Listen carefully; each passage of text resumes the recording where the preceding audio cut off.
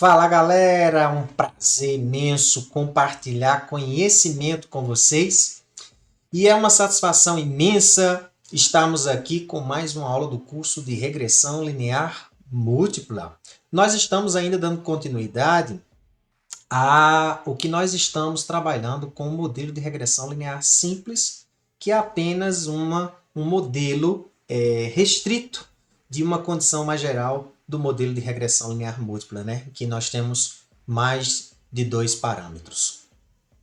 Antes de mais nada, gostaríamos de pedir para aqueles que estão nos acompanhando pela primeira vez, ou até mesmo aqueles que já nos acompanham, mas está se esquecendo de se inscrever em nosso canal e deixar o seu like para que a gente possa impulsionar essas videoaulas para outras pessoas. Saiba que isso é muito importante para nós.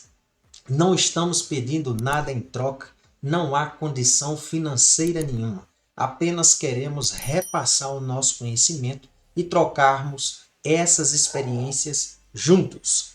Tranquilo?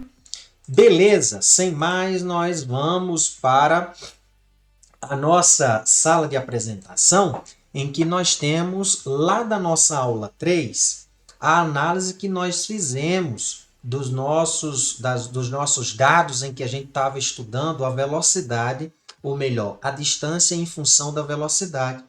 E encontramos lá o nosso modelinho, em que o nosso modelo nos repassou os estimadores dos parâmetros β0 e β1, e agora o que nós queremos estudar é a significância desses estimadores. Nos perguntamos, esses estimadores são realmente diferentes de zero? E aí o que é que nós vamos utilizar? Hoje nós vamos deixar um pouco mais de forma aplicada e por trás do que nós temos dessas análises é o teste T e também nós podemos usar de forma similar o teste F, justamente o teste F da análise de variância. Não há problema algum nesse sentido de utilizar. Bem, o que nós temos nessa situação aqui é a seguinte.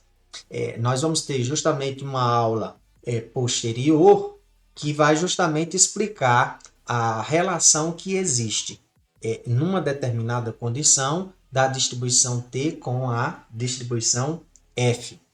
Tranquilo? Feito essas considerações, então, o que é que nós vamos utilizar para verificarmos se os nossos estimadores são ou não estatisticamente diferentes de zero? Nós vamos acrescentar o que tem lá na aula 3, nós vamos acrescentar a nossa análise, ou melhor, teste de hipóteses, vamos colocar aqui. Beleza, feito isso, nós vamos pegar esse resultado aqui de reg e nós vamos usar uma função chamada summary, de resumo, tá? De sumário, de reg. Então aqui, novamente, eu estou usando o attach. Aqui eu não precisaria para ver graficamente essa situação. Eu posso até retirar isso aqui da aula 5, tá? A gente vai ficar propriamente específico trabalhando justamente no teste de hipóteses. Então eu estou utilizando aqui, usando a minha função ln para justamente verificar, me dar os estimadores, e aqui nesse caso eu vou usar agora o teste T para verificar a significância desses estimadores. E aqui nós temos essa significância. O que é que nós temos aqui nessa situação? Bem, é interessante nós discutirmos um pouco do que aconteceu nas aulas anteriores. O que nós fizemos nas aulas anteriores, nós fizemos uma seguinte afirmação. Olha, os estimadores que nós estamos obtendo são estimadores de mínimos quadrados para o nosso modelo de regressão linear simples. E nós não estamos fazendo afirmação nenhuma sobre o que acontece com o erro do modelo teórico, certo? Nós não fazíamos afirmação nenhuma. Para nós utilizarmos o teste T nessa situação, nós precisamos fazer imposição justamente na distribuição desse erro no modelo teórico. Por quê? Porque nós vamos observar que, querendo ou não, os nossos dados vão depender, vamos pensar o seguinte, né? O nosso erro, ele tem uma distribuição associada e aí nós temos que fazer a imposição. Nós automaticamente vamos dizer que os nossos erros são independentes e identicamente distribuídos. A distribuição é uma distribuição normal, com média zero e variância constante. Então, nessa situação, quando eu faço essa imposição, nós vamos perceber, se vocês voltarem nas aulas anteriores, que o nosso beta 0 e beta 1, ele depende da variável y. A variável x, nessa situação, nós estamos assumindo como uma variável fixa. Mas a variável y é uma variável que ela depende lá no nosso modelo teórico, né? Ela depende do erro aleatório, que tem uma distribuição associada e que, portanto, y também terá. E como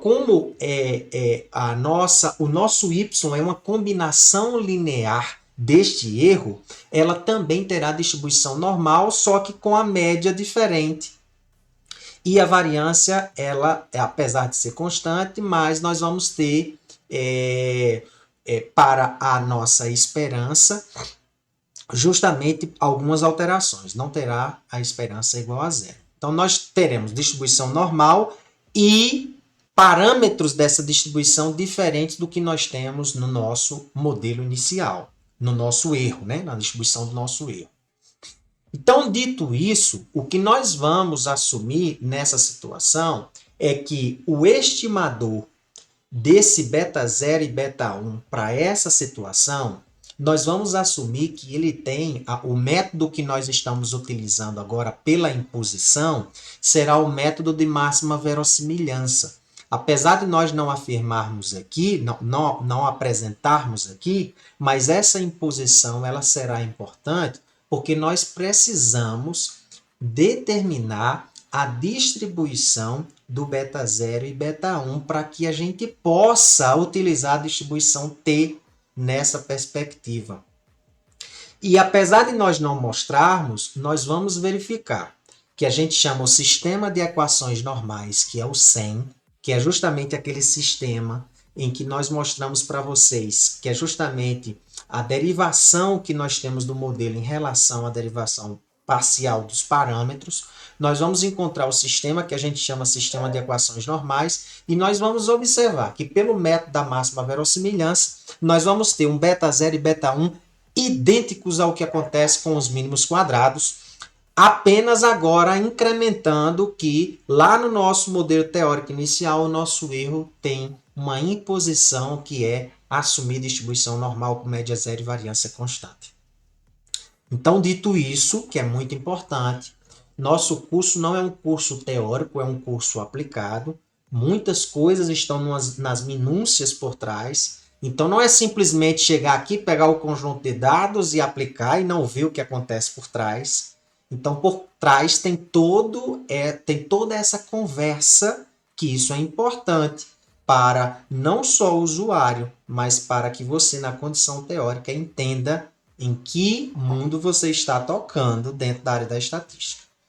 Feito essas ressalvas, então, nós vamos observar que aqui nós temos os valores do beta 0, que é dado por intercept, e do beta 1, cujos estimadores, as estimativas são justamente essas daqui.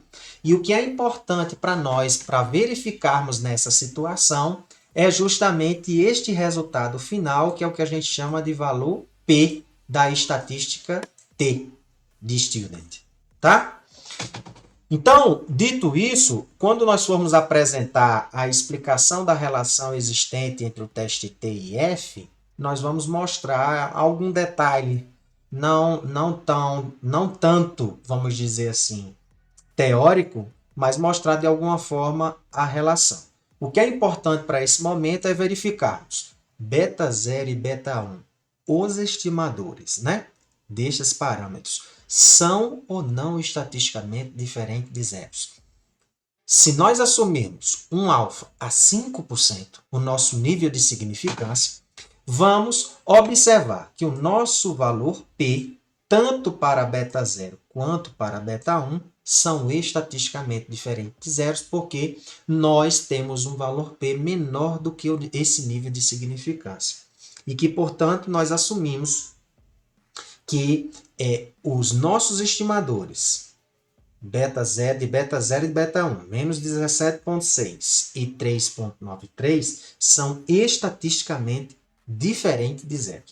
Uma vez verificado isso, vamos dizer que nós temos um modelo razoável que pode explicar essa relação. Agora, a qualidade desse modelo estará entrelaçado ao que nós vamos ver nas próximas aulas do que nós chamamos de coeficiente de determinação. Ele é o que vai dizer quanto por cento da explicação dos dados esse modelo consegue explicar. Então, significa dizer que se meu R, que é o coeficiente de determinação, meu R2, ele tem um valor alto, significa dizer que o modelo consegue explicar muito a relação do conjunto de dados.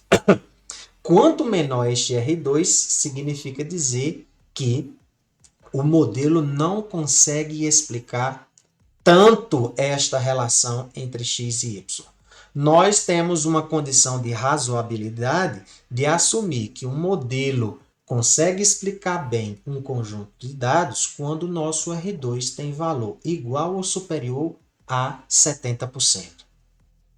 Quando isto aí ocorre e que a significância dos estimadores também ocorre, nós diremos que temos um modelo razoável para poder explicar a relação dessas duas variáveis, x e y. Mas isso é assunto para as próximas aulas. Nós objetivamos, neste momento, apenas explicar que há uma significância do beta 0 e do beta 1, verificando o valor T da estatística T do teste de hipóteses aplicado tanto para beta 0 quanto para beta 1, no caso, os estimadores. Dito isso, então, espero que vocês tenham gostado dessa aula. Lembrem-se que o conhecimento é uma liberdade necessária. Deixem os seus comentários, deixem o seu like e nos encontramos nas próximas aulas. Fui!